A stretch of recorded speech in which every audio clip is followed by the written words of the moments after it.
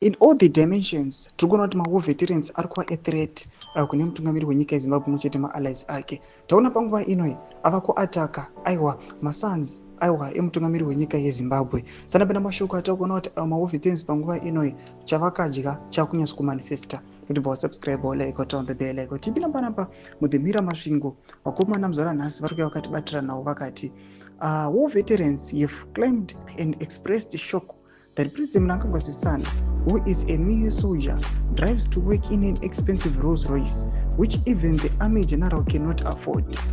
Bombshell Geza says this kind of show-off and profligacy serve to demoralize the rest of the soldiers, and the source of that money should be investigated. He called on the current cabinet to take stock of their mental faculties in the midst of such mess.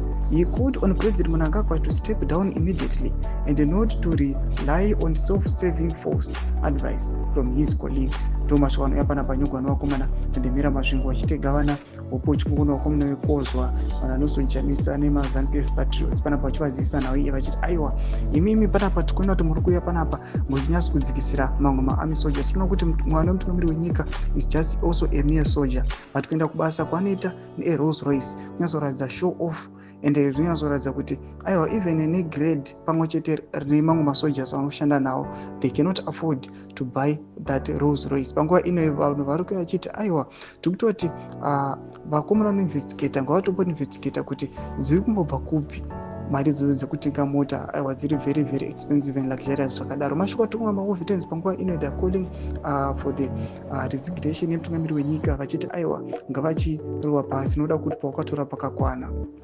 Tiudze mafungiro enyu moti kudii pamusoro pechiitiko ichi ina comment section medu. Subscribe or like, turn on the bell icon.